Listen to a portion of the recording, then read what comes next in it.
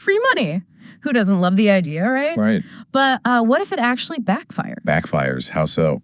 Well, there's this recent study. People got $1,000 every month, no strings attached, Wow. for 3 years. And guess what? Their net worth actually went down. Seriously. Yeah, wild, right? We're going deep on this whole universal basic income thing, UBI, Yeah.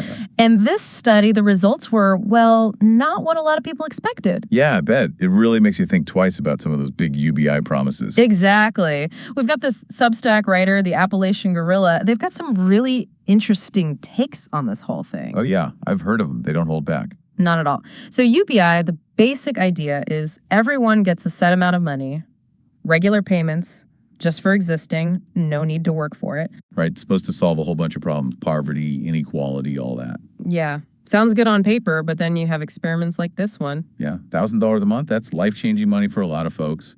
So what happened? That's the million-dollar question. So what did they actually look at in this study? How'd they even figure out that people's net worth went down?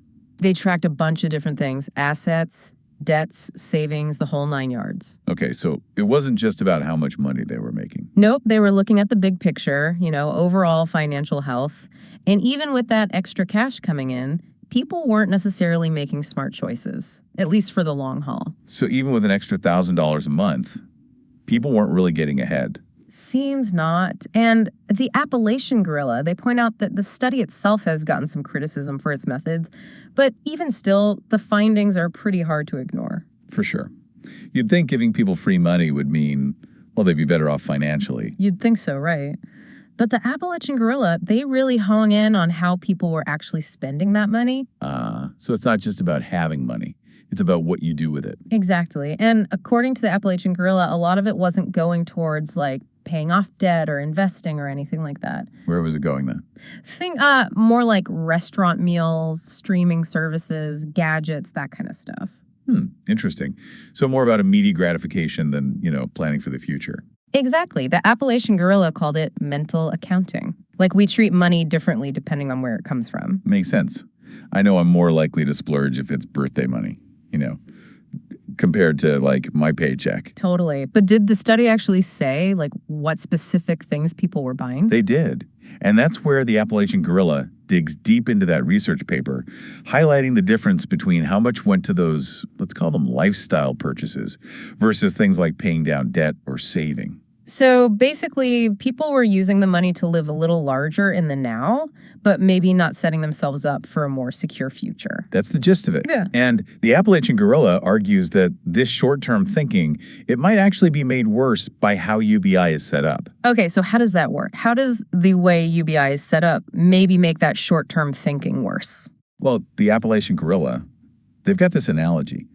They compare giving people UBI payments to, get this, feeding wild animals. Feeding wild animals. Yeah, like when you leave food out for, squirrels or whatever. Right. They get used to it, right? They might even stop looking for food as much in other places, become dependent. I see where you're going with this. So the idea is that regular UBI payments, they can make people reliant on them. Exactly. And less likely to try to improve their situation in other ways. Yeah. Because that easy money is just going to keep coming in, So it's almost like instead of being a safety net, it kind of becomes a trap. That's the argument the Appalachian Gorilla is making. Now, of course, it's not that simple, right? There are tons of different opinions on UBI. But this study, it really throws a wrench in things. Makes you think about the potential downsides. It really does. So what's the solution then? Does the Appalachian Gorilla have any ideas, or are they just totally anti-UBI? Actually, they do have an interesting alternative. Instead of those monthly checks, they suggest giving people a big chunk of money all at once, like a one-time grant. Oh, interesting. So instead of $1,000 a month, you might get $36,000 up front? Something like that. Yeah.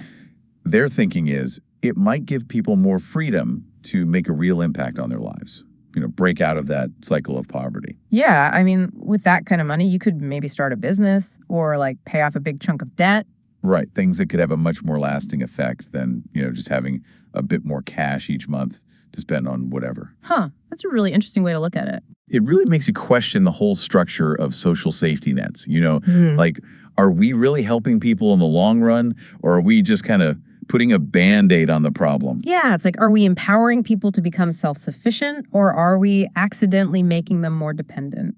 And the Appalachian Guerrilla, they really hit on that idea of agency, giving people the power to make their own choices, control their own destinies. It's not just about the money, it's about opportunity. So we've talked about the study, the unexpected results, and some potential explanations, but I think it all comes down to this. How do we actually help people escape poverty? Not just like keep them afloat, but actually give them a chance at a better future. That's the real question, isn't it? And the Appalachian Guerrilla, they make this point. Maybe instead of just handing out money, we should focus on giving people the tools they need to succeed. Like what? Give me some examples. Well, they talk about education, job training, making sure everyone has a safe place to live, affordable health care, that kind of thing. Right. So instead of just giving a fish, you teach someone to fish. Exactly. Give people the skills and the opportunities, and they can lift themselves up. It makes you think, if even something like UBI, which seems like such a simple solution on the surface, if even that comes with these unintended consequences, then the answer can't just be about throwing money at the problem. It's about breaking down those systemic barriers that keep people trapped in poverty, giving everyone a real shot at a good life.